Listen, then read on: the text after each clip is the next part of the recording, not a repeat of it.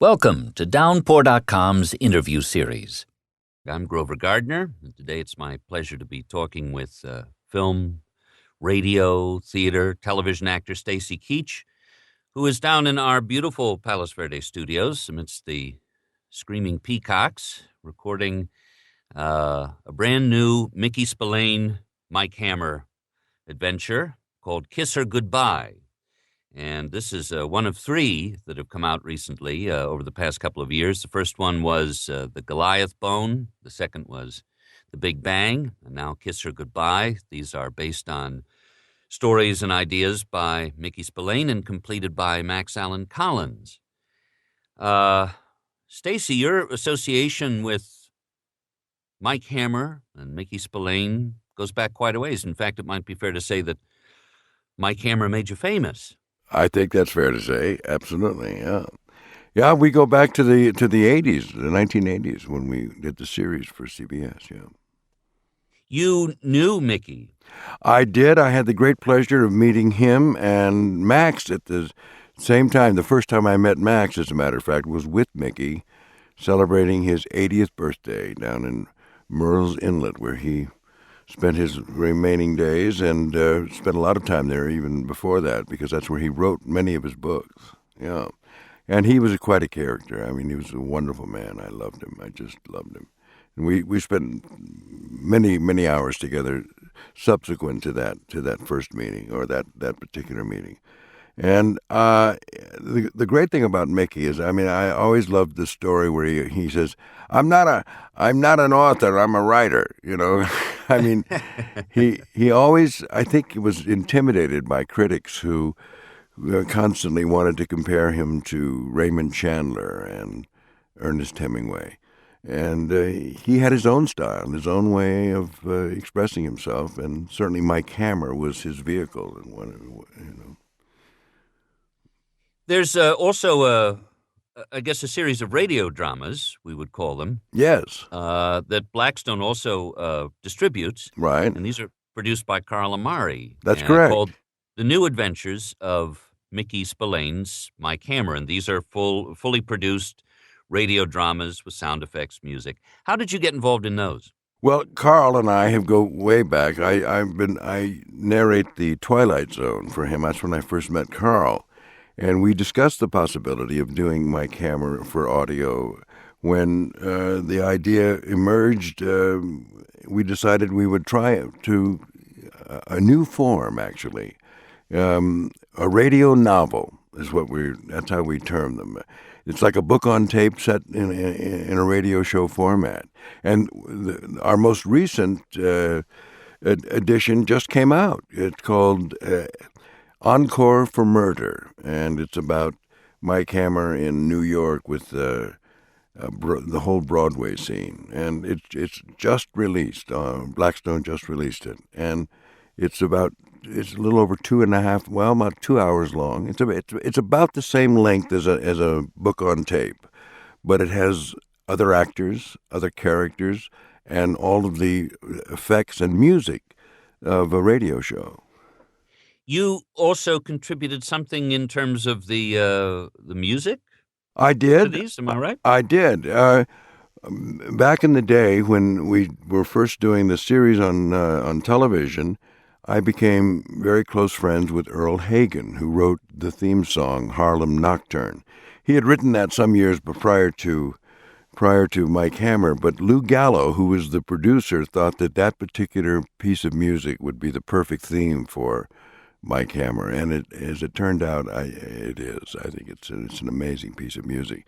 So, being a musician myself, I play keyboard and synthesizer. I took Harlem Nocturne and various permutations of it and composed a background score for both The Little Death, which was our second incarnation of radio novel, which also I'm very proud to say was recently nominated for an audio award for Best Original Work. And yes, I'm very, very, very, very honored by that. It's wonderful.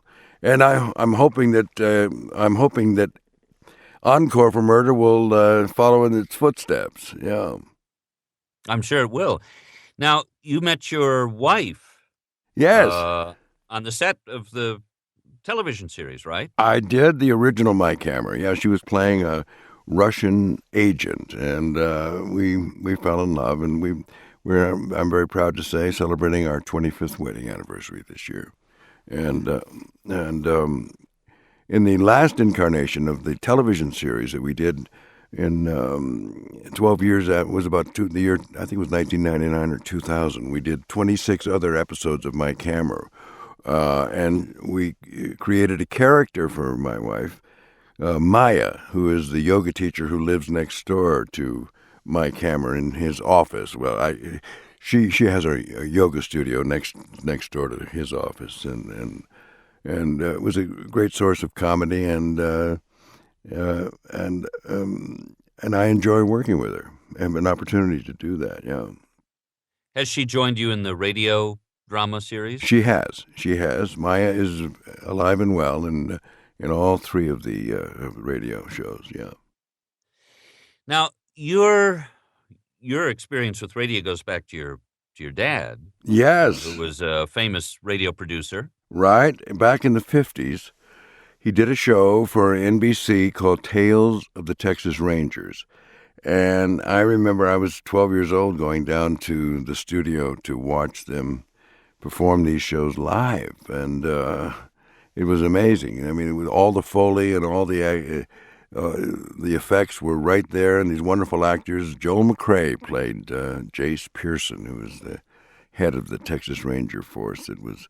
And wonderful actors like William Conrad and David Bruce were part of the team. And for me, radio has always been a way of. I mean, it stimulates and inspires the imagination. And I've always felt that as a form of expression of drama, it's probably one of the best. I just recently, as a matter of fact, completed a radio broadcast or a CD broadcast of Death of a Salesman. I played Willie Loman for LA Theater Works, of which I've been a charter member for the last 20 some odd years. Well, I think maybe even longer. But we do plays in front of a live audience for radio with the effects, as a matter of fact, live as well. So radio has been a part of my life from the beginning, and I'm happy to say that because I love it.